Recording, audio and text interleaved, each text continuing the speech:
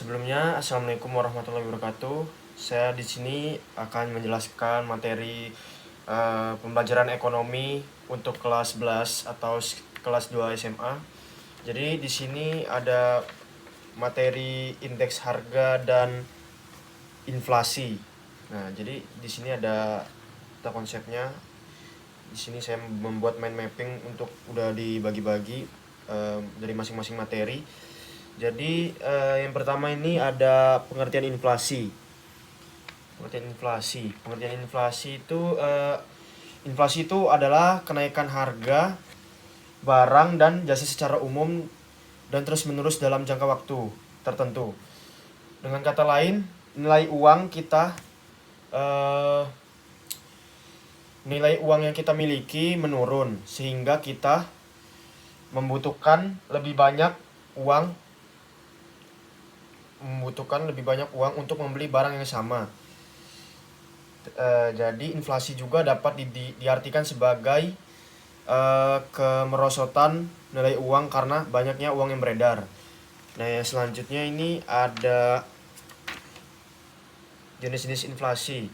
Jenis-jenis inflasi itu yang pertama itu ada berdasarkan sumbernya, terdiri atas inflasi dari dalam negeri dan dari luar negeri. Yang selanjutnya ada berdasarkan cakupan pengaruh kenaikan harga, yaitu terdiri atas inflasi tertutup, inflasi terbuka, dan inflasi tidak terkendali. Dan yang selanjutnya yang ketiga, berdasarkan tingkat keparahan terdiri atas inflasi ringan, sedang, inflasi berat, dan inflasi tidak terkendali. Yang terakhir yang keempat, berdasarkan penyebabnya, terdiri atas inflasi tarikan permintaan dan inflasi dorongan biaya. Dan yang selanjutnya cara mengatasi inflasi. Cara mengatasi inflasi yaitu yang pertama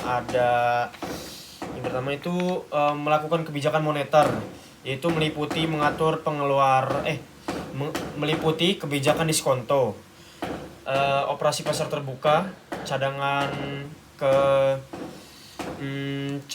kas minimum, dan kebijakan kredit selektif. Yang ketiga yaitu kebijakan fiskal dengan mengatur pengeluaran pemerintah dan menaikkan tarif pajak.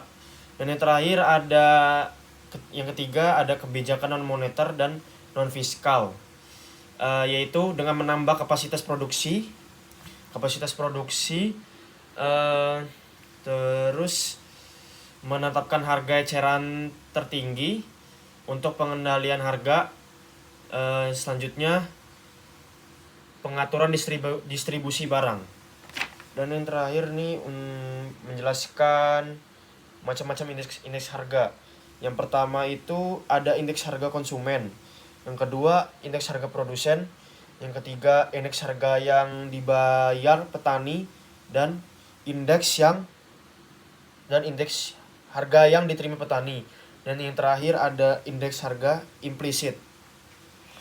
Sekian dari pemaparan atau penjelasan materi dari inflasi dan indeks harga. Saya akhiri. Wassalamualaikum warahmatullahi wabarakatuh.